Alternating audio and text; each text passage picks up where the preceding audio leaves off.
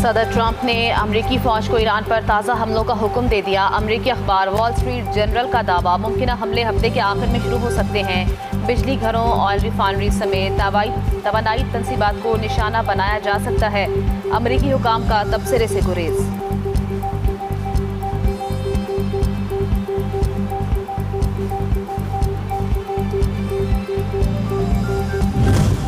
जारहियत करके भागने का दौर खत्म हो चुका। ईरानी फौज के पास जामे मंसूबा तैयार है। ईरानी कमांडर जनरल अली अब्दुल्लाही ने अमेरिका और इजराइल को खबरदार कर दिया, गलत अंदाजे लगाकर की जाने वाली किसी भी कार्रवाई के नताइज भुगतना पड़ेंगे।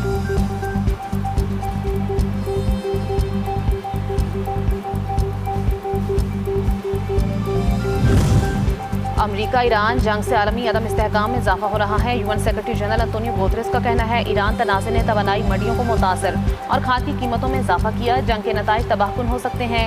ईरान जंग से आलमी सप्लाई चेन पर दबाव बढ़ गया है। आलमी बरादरी कशीदगी में कमी और क़याम अमन के लिए फौरी इक़दाम करे।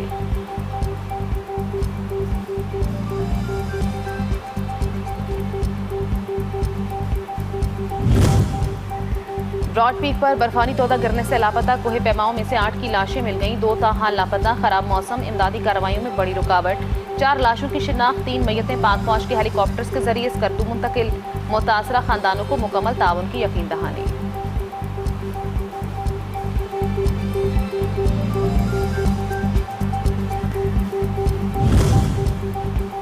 और अमेरिका F-35 लड़ाका तजारा गिरकर तबाह। हादसा कैलिफोर्निया के शहर सान डियागो में पेश आया। वजह फौरी तौर पर मालूम नहीं हो सकी, जबकि अमेरिकी फौज वाक़े की तहकीकात कर रही है। F-35B लाइटनिंग II दुनिया के जदीद तरीन स्टेल्थ लड़ाका तैयारों में शुमार, रिवायती अंदाज के साथ साथ वर्टिकल लैंडिंग की सलाहियत रखता है।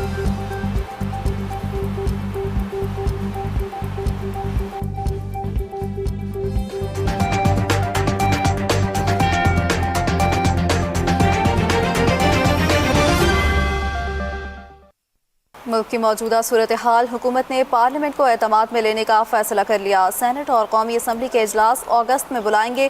कौमी असम्बली का इजलास 7 अगस्त को बुलाने का फैसला तब्दील कर दिया गया है। दोनों ऐवानों के अलग अलग इजलास आज़ाद कश्मीर इलेक्शन के बाद बुलाए जाएंगे। दोनों ऐवानों में मुल्क की मौजूदा सियासी सूरत हाल पर बहस होगी और ज़रूरी कानून साजी भी की जाएगी। आपको बताएं कि मुल्क की मौजूदा सूरत हाल, हुकूमत ने पार्लियामेंट को एतमाद में लेने का फैसला कर लिया है। सेनेट और कौमी असम्बली के इजलास अगस्त में बुलाएंगे। कौमी असम्बली का इजलास 7 अगस्त को बुलाने का फैसला तब्दील कर दिया गया।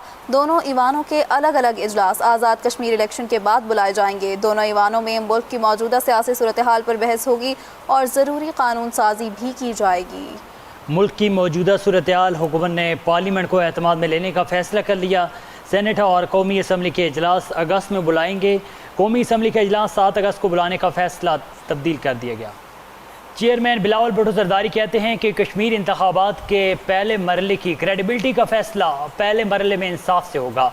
इलेक्शन कमीशन 2 अगस्त से पहले धांधली से मुतल्लिक तमाम शिकायत की खुली अदालत में समाअत करे। इलेक्शन कमीशन पोलिंग स्टेशन के नताइज, बैलेट्स और इंतखाबी रिकॉर्ड आवाम के सामने रखे। इलेक्शन कमीशन की जिम्मेदारी किसी एक सियासी जमात को जितवाना नहीं है, बल्कि कश्मीर के आवाम के वोट का तहफ़्फ़ुज़ करना है। हमें किसी का एहसान नहीं, बल्कि हमें हमारा हक चाहिए। हमें सिर्फ साफ और शफाफ और गैर जानिबदाराना इंतखाबात चाहिए। चेयरमैन बिलावल भुट्टो जरदारी कहते हैं कि कश्मीर इंतखाबात के पहले मरहले की क्रेडिबिलिटी का फैसला पहले मरहले में इंसाफ से होगा।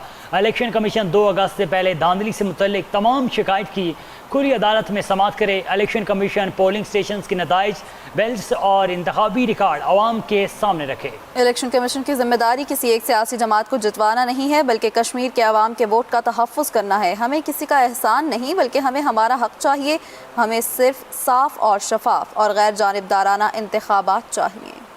पीपल्स पार्टी और पाकिस्तान नून लीग के वफूद के दरमियान एक और अहम मुलाकात। दोनों जमातों के रहनुमाओं ने आज़ाद जम्मू कश्मीर की मौजूदा सियासी सूरत हाल, आइंदा सियासी हिकमत अमली, बाहमी ताउन और अवामी मसाइल पर तफसीली तबादला ख्याल किया।